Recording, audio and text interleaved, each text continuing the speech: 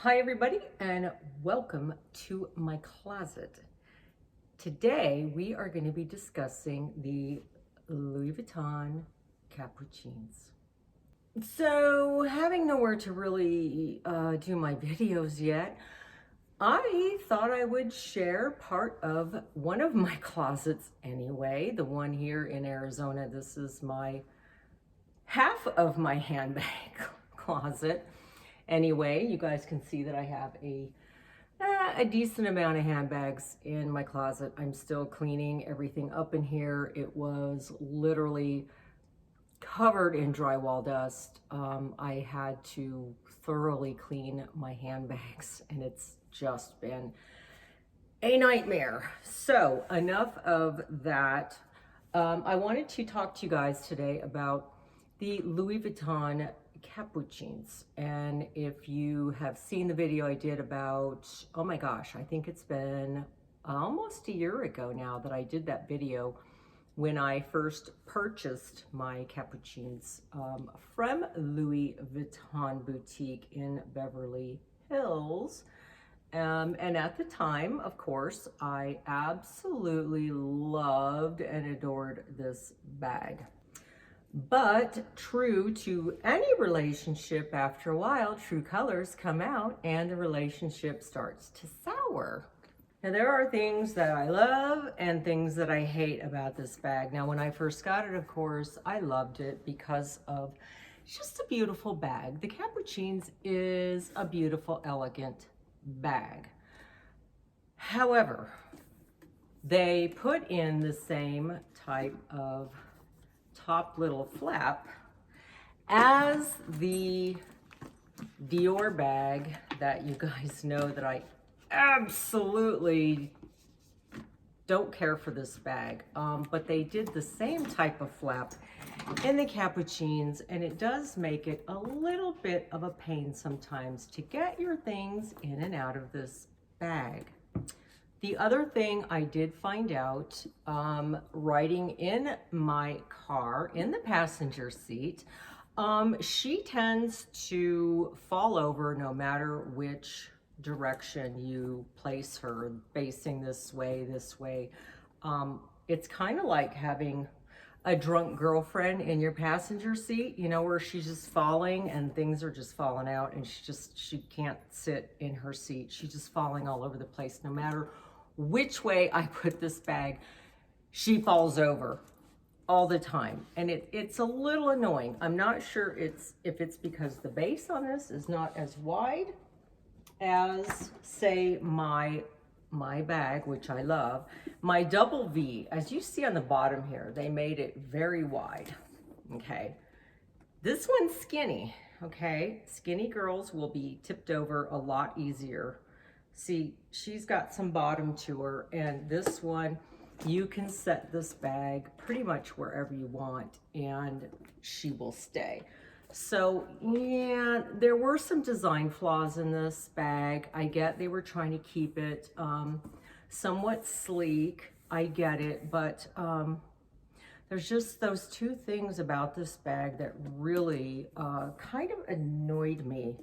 The other thing too is the handle isn't too mobile. As in this one that I have, I love that I can kind of move the handle back like this one. It's a little difficult when you're trying to maneuver getting in the bag and the handle's in the way, and then you have to just kind of squeeze your stuff out.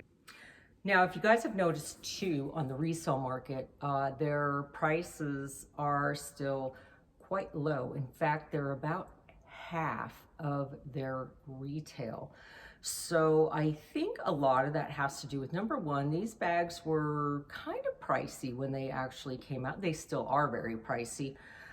But I think also the Cappucines isn't the, I guess, the Louis Vuitton-esque like everyone's used to seeing, kind of like, well, the other bags that I have. I mean, these are very Louis Vuitton, and everyone knows it's a Louis Vuitton, right? The Cappucines is a little more subtle, a little more of a quiet bag. I think for a lot of people who have to really save up for a bag, and they get a Louis Vuitton bag. They are proud of the logo, and I think a lot of people want the logo to show, kind of the logo mania thing. And I think this bag was made for more of the people who could, yeah, shell out maybe 7, 8, 15, 30, $50,000. Some of these bags were pretty expensive, but I just think they try to make a different style bag. And yeah, I think they sold a lot of them, but I'm also noticing a lot of them on the pre-loved market lately, quite a few of them. And like I said, the resale price on these guys are usually like half, unless it's maybe the artsy Cappuccines, or one of those limited editions, or maybe if it's like, you know, crocodile or alligator or something like that, they're still bringing some value. But I think, honestly, it was a great concept, great idea. I love the history, the story of all of it.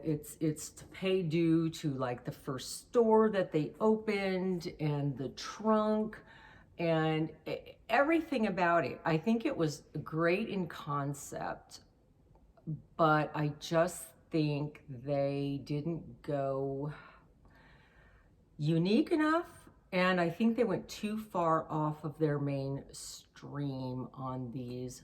I think, this is just my opinion, I think if they would have done some of these bags with a little bit of the logo, i.e. the double V bag, which they're never going to make a bag as good as this again. I'm sorry, but this was it. I think if they did add some of the logo on some of these Cappuccines, perhaps they would sell more. A lot of people like their logos. They just do. People want to be seen carrying something. Most people, I'm not saying everybody does, but I think they do. They're proud of their logos, and they want the logo to stand out, and they want people to know what it is. When you kind of carry this at first, really, it's hard to tell until you actually see this. But again, I mean, it's a great bag. I mean, it's, nice leather. It's well made. I love the detailing on it. However, she's just like a little, drunk girl falling all over the place and just can't stand up. And then very difficult to open. So, there you have it. I'm just not, I'm not a super fan of the bag. I still like it. I'm a little disappointed I didn't go with my first choice. And ladies, everybody, gentlemen, anybody, always go with your gut instinct when you are looking at bags, because I walked in and I wanted a particular bag, and I was looking at it, and my husband was like, it's kind of boring. I really don't like it. It's just plain. So, I jumped up. Even though this was way more expensive than the bag I was looking at, this was more than double than the one I was actually looking at. So I thought, okay, well then I'll get one of these if you want me to get something fancy. So, I did, and now I just kind of wish I would have gotten the bag that I wanted. So, I mean, there you have it. Always go with your gut. Remember, these are always little things to look at when you are buying a handbag. Whether you're spending, $100 or you're spending $10,000, there's little things in there that will start to annoy you after a while. Once you have the bag for a while, and you're settling into your relationship, things will pop up, and you're just going to want to break up with some of those bags, which I probably will be doing with a few of my bags. I have been getting rid of my, I don't want to call it lower end, but some of my other bags that I got, we're talking under like, $500 bags. I've been selling those on Poshmark because I need to make room anyway for you know, some more bags that I do want. But just remember those things when you are thinking of getting a bag, because sooner or later you're going to be like, ugh, you know what? I really don't love this bag anymore. Will I sell her? Well, given that they bring like half of their retail, and this little girl was, I believe, like 7,500. I know. So if I only got like, you know, 2,500 out of it, I don't know if I'd be that happy. I'm probably going to keep it solely because it's black and gold. It's a very classic looking bag. It does hold a lot of stuff. I mean, you can put a lot in this bag.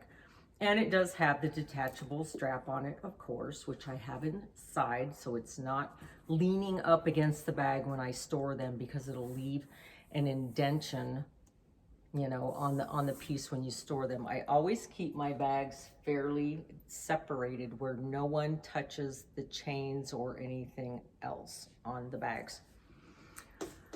So again, I just think I think they wanted to make it, as they called their princess of Louis Vuitton. And, you know, I mean, they do sell, but I just don't think they're going to be that iconic bag that is just going to go down in history as one of those it bags. I just don't.